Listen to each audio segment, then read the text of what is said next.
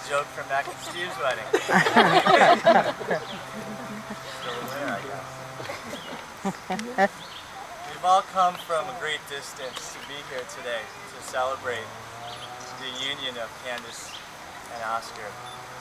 And I just want to express how I feel about that, because it's really an example of the love and devotion that we all share for Candace and Oscar, that we've all gone to these great lengths to be here.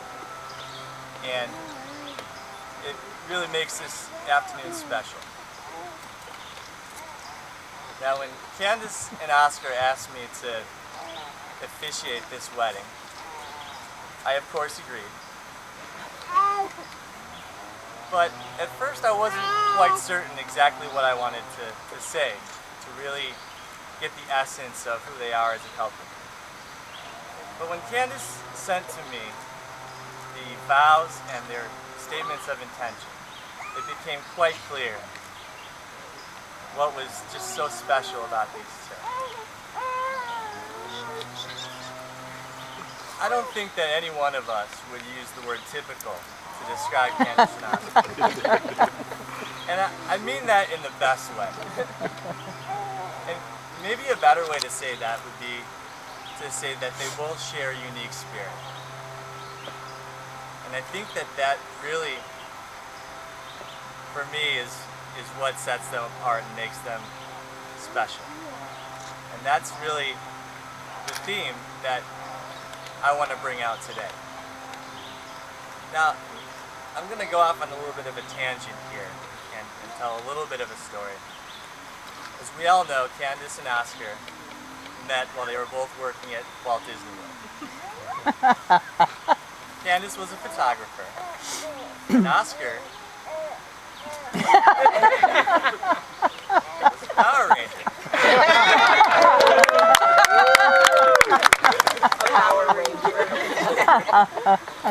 Now, I don't know what color Power Ranger. I don't think it was the pink one.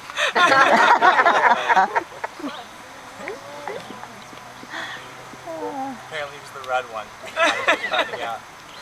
I'm not privy to the details of their first encounter, but I'd like to think it has something to do with Candace taking some glamour shots of Oscar in his uncomfortably tight Power Ranger outfit.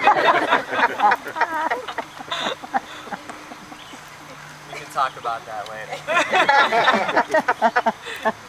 But to bring it back to the theme, to what I really feel like is the most important thing that I'd like to express, that is the unique spirit.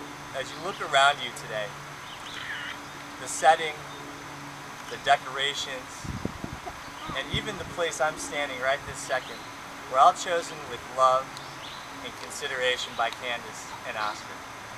This was not dreamed up by some wedding planner. This was carefully conceived by these two.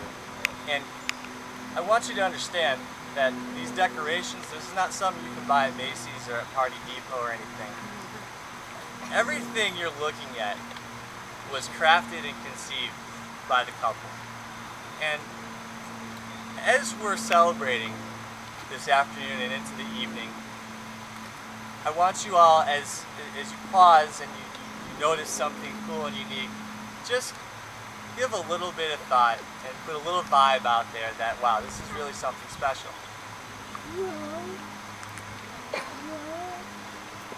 As these two unite, the family and friends are united through them. Candace and Oscar asked each of you to be here to bear witness to their wedding. They've decided to bind themselves through marriage, and through your support and your love, that marriage will be strengthened and enriched. Candace and Oscar, you are aware of the gravity of the vows that you are about to exchange with each other,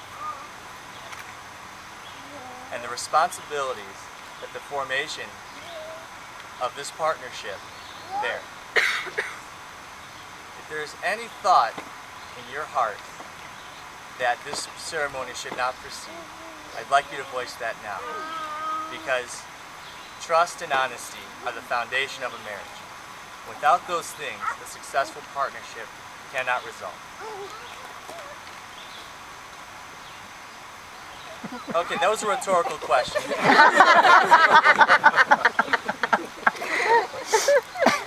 Hearing nothing from the couple, I would like to move forward with the statements of intent. Please face me. Will you cause each other pain?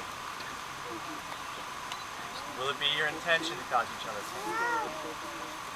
Will you share in each other's pain and help to ease it? Will you seek out each other's joys and laughter in life?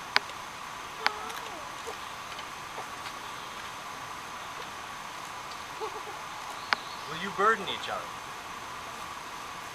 Will you intend to burden each other? Will you share in each other's burdens so as to strengthen the spirit of your union? Will you share with each other your dreams and aspirations? Will you dream together to create hopes for yourselves and for the good of the world?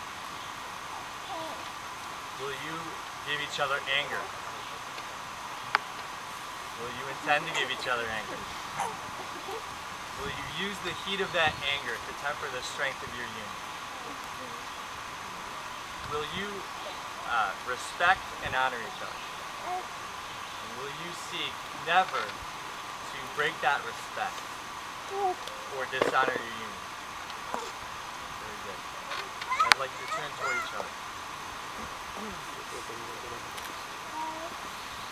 At this point in time, I'm going to have you exchange your vows. Now, we're going to start with Oscar. And Oscar, I'd like you to repeat after me. I, Oscar, take you, Candace, as my partner in marriage. As your best friend and husband, I promise to love and encourage you. I promise to love and encourage you. I promise to be open and honest, creating an everlasting union. Creating an everlasting union. Oh, creating. Candace, I'm going to ask you to repeat after me. I, Candace, take you, Oscar, as my partner in marriage. As your best friend and wife, I promise to love and encourage you. I promise to be open and honest, creating an everlasting union. Very good. At this time, I ask the ring bearer to go ahead and bring you the ring.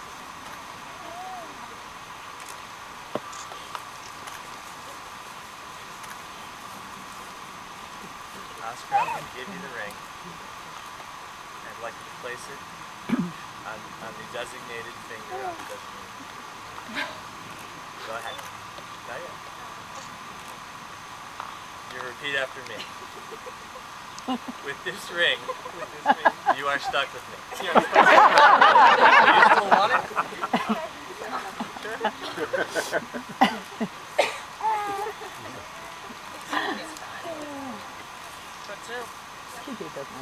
Candace, I'm going to hand you the ring.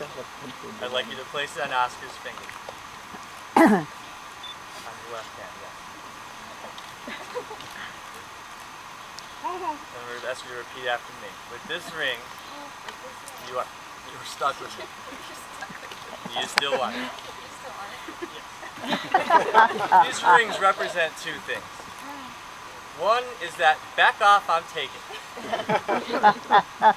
The second is the unbreakable bond that you two are creating together. And with that being said, I see no reason to delay announcing that you're husband and wife.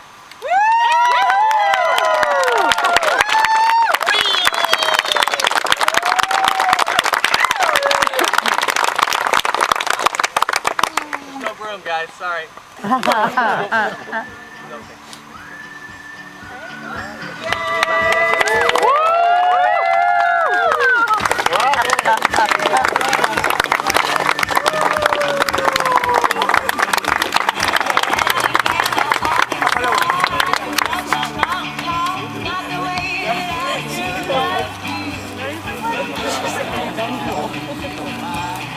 Yeah.